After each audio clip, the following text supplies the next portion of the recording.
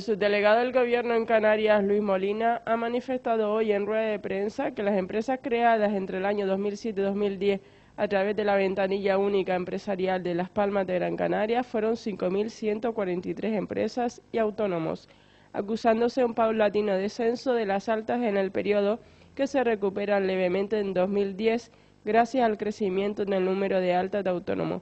También ha manifestado que crece el autoempleo femenino en el periodo, de forma tal en 2007 5,3 de cada 10 emprendedores son mujeres y en 2010 esta proporción se eleva a 6,8. En general, aumenta la edad media del emprendedor que se da de alta a través de la ventanilla única empresarial. La ayuda para divulgar la excelente labor que en este caso está haciendo la ventanilla única empresarial. El acto va a consistir, va a ser muy breve, en presentar los resultados de las actividades de 2011 de la ventanilla única empresarial en Las Palmas de Gran Canaria y la presentación por parte de la Universidad de Las Palmas de Gran Canaria sobre el estudio de resistencia a la crisis de las empresas de nueva creación, factores ambientales y organizativos. Bien, me acompañan en la mesa don Luis Padrón López, como secretario general de la Cámara de Comercio, don Laureano Pérez Rodríguez, director general de Promoción Económica, don Juan Domínguez Bautista, consejero de Industria, Comercio y Artesanía y vicepresidente primero del Cabildo Insular, y don Pablo Barbero Sierra, concejal de Promoción Económica, Turismo y Ciudad del Mar. Pivota sobre tres ejes fundamentales. Por un lado, facilitar la tramitación de expedientes en los que se gestionen asuntos en los que tienen que ver diferentes administraciones, tanto de la Agencia Estatal de Administración Tributaria como la Seguridad Social, diversos registros de la comunidad autónoma y de distintos ayuntamientos que tienen que ver en la actividad a desarrollar por las empresas de nueva creación. Por otro lado, la orientación empresarial sobre cómo financiar el proyecto, cuestión fundamental, como todos podemos desprender, así como la fiscalidad a la que debe estar sujeto esta actividad empresarial. Y, por último, y no menos importante, pues informar y orientar sobre todo tipo de ayudas y subvenciones a las que se puedan acoger estas empresas para un mejor funcionamiento o una mejor financiación. Como decía anteriormente, aparte de los resultados del ejercicio 2011, va a tener lugar la presentación del estudio de resistencia a la crisis de las empresas de nueva creación y para ello contamos con la inestimable ayuda de la doctora Rosa Batista Canino, que es doctora del Departamento de Economía y Dirección de Empresas de la Universidad de Las Palmas de Gran Canaria. Muchísimas gracias. Yo intenté aprenderme el currículum, pero fue imposible y entonces me van a permitir que lo lea para dar una ligera idea de la enjundia y de la gran preparación que tiene la doctora. Yo creo y una circunstancia idónea para tener información tanto de las empresas que se crean como de las empresas que cesan. Entonces, esa circunstancia llevó a los responsables de la ventanilla a crear este observatorio y desde el principio pues contó con nuestro equipo de investigación. Y desde luego darle las gracias porque para nosotros también ha sido una oportunidad de acceder, y esto es lo más importante, a datos de empresas que cierran. Y eso no es sencillo. El emprendedor que cesa en su actividad normalmente está invisible y aquí es una circunstancia idónea para acceder a ellos, ¿no? Bien, el caso es que este año nos pidieron una cosa muy específica. En una circunstancia de crisis económica, los datos que nosotros hemos manejado se refieren al periodo 2007-2010, justamente el momento en el que la crisis económica está mucho más recalcitrante, ¿no? En esta circunstancia nacen un conjunto de empresas y lo que estábamos interesados en conocer es qué pasaba con ellas. No se olvide, yo creo que quiero hacerles recordar que entre los 0 meses de actividad y 42 existe lo que se llama, o los académicos llamamos, el Valle de la Muerte, es decir, muchas empresas sucumben en ese periodo. Entonces es interesante conocer en ese mismo periodo qué pasa con aquellas empresas que resisten a un periodo tan convulso como el que estamos viviendo. Esto simplemente para que ustedes sepan que nosotros hemos dividido en 2 grandes grupos para trabajar y esto realmente lo hemos conseguido gracias a la información que los anteriores observatorios nos permitieron. Los autónomos y las sociedades son sutilmente diferentes en la iniciativa. Entonces hay 2 grandes grupos, autónomos por un lado que han cesado o no la actividad y sociedades. También vimos un pequeñísimo grupo de autónomos que luego creaban sociedad, pero es 0,5% de los encuestados. No merece más detalle, ¿no? Sí, interesante, desvelar que ha crecido muchísimo, mucho más con respecto que en el resto de los observatorios, el fenómeno del falso autoempleado, es decir, el que realmente está empleado por cuenta ajena cuando realmente debiera estarlo por cuenta, está por cuenta propia cuando debiera estarlo por cuenta ajena. Se ha incrementado muchísimo ese fenómeno y el fenómeno de lo que nosotros denominamos el autoempleado yo-yo, el que se da de alta y baja en función de, va a ritmo de cuánto he de facturar y en qué momento, porque realmente la actividad no le da para mucho más, ¿vale?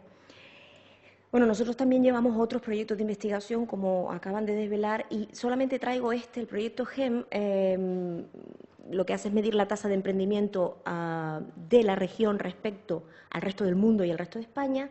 Detecta, la línea roja es Canarias, ¿vale? Detecta una subida hasta el año 2007 constante de la tasa de emprendimiento en Canarias, hasta llegar a liderar incluso a nivel nacional, el 9% de la población activa estaba emprendiendo en el 2007. Y luego entramos en un tobogán hacia abajo sistemáticamente hasta el año 2010, que es el punto de inflexión. Bueno, ¿qué ha pasado en la ventanilla en ese periodo de 2007 a 2010? Pues que acusa, antes que el conjunto de la región, la subida. Fíjense que el aumento en el año de nuevas actividades económicas se observa en la ventanilla a partir del año 2009.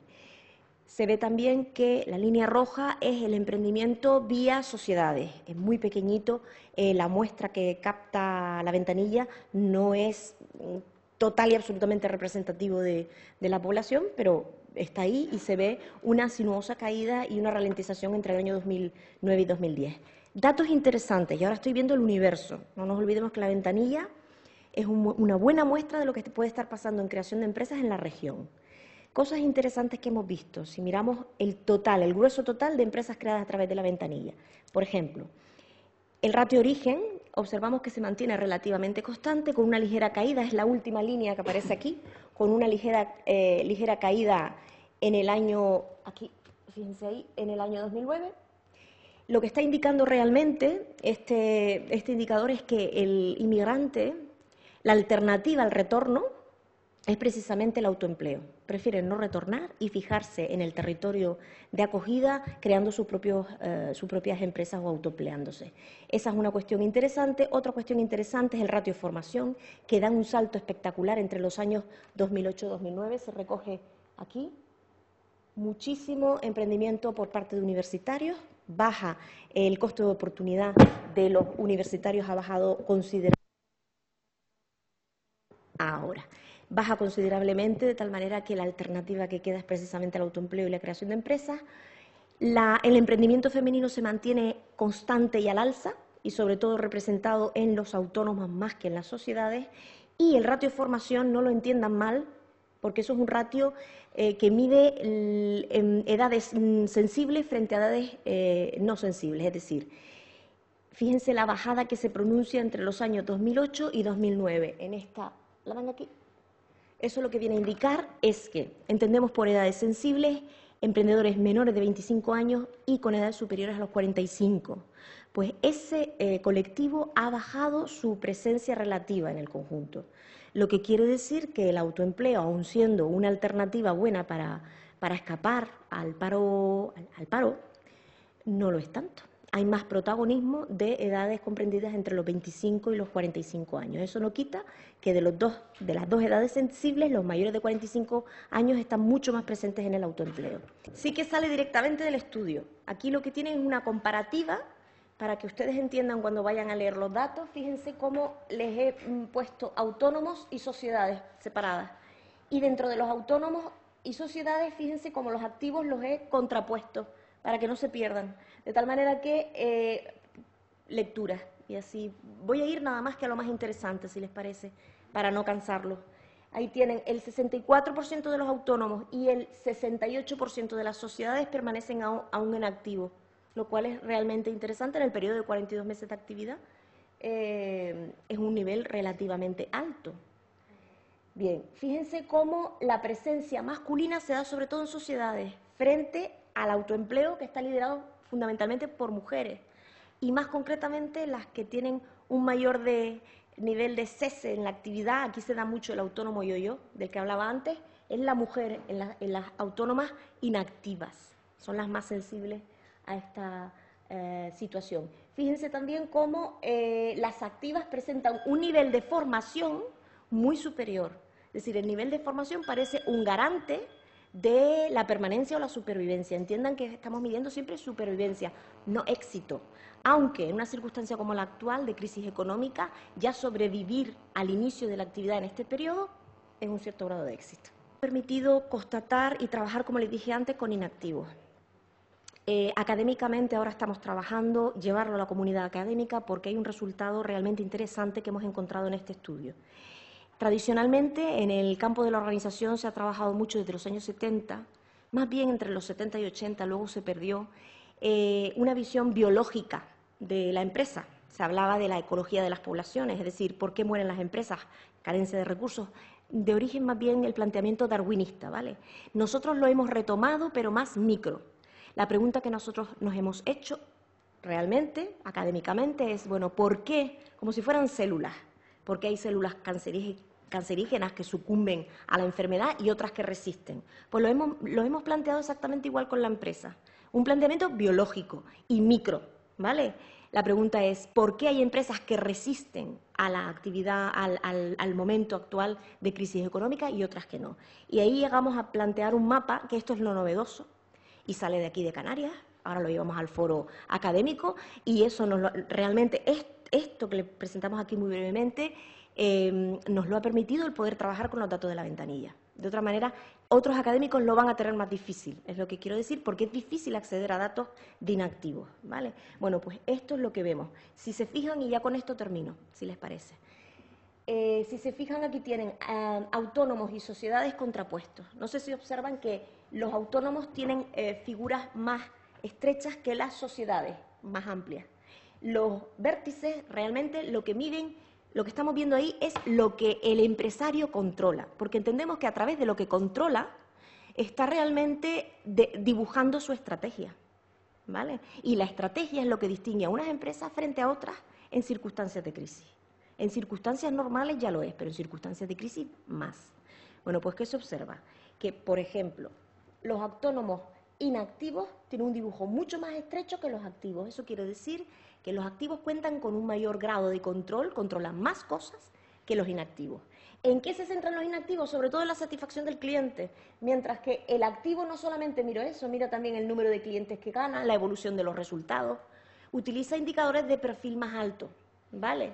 Sin embargo, en las sociedades vemos también más abiertas, las activas tienen un conjunto de indicadores mucho más abierto que las inactivas, y lo que vemos ahí, por ejemplo, es como el perfil de los indicadores que utilizan las empresas que todavía están vivas son de nivel mucho más alto que las inactivas. Por ejemplo, ¿qué miran?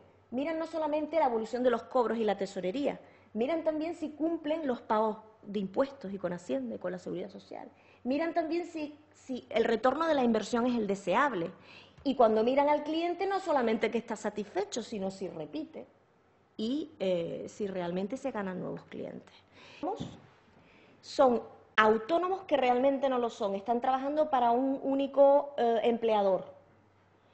Y una cosa que no les comenté, pero es que a mí me resultó llamativo, es que menos de la mitad querían cambiar esa situación. Es decir, estaban conformes con seguir siendo falsos autónomos. ¿Eso qué implica? Que no tienen interés ni en crear mayor empresa, ni en diversificar su cartera, ni hacerse otra cosa. Esos son los falsos autónomos. Los autónomos yo-yo son autónomos que se dan de alta y de baja, y fundamentalmente lo que motiva esa alta y esa baja tiene que ver mucho con cuándo facturar. Tienen un nivel de actividad relativamente bajo y solo se dan de alta cuando realmente van a facturar, ¿vale? Esa sí que es una etiqueta que le hemos puesto nosotros y no hemos visto en ningún sitio para que ustedes lo tengan claro.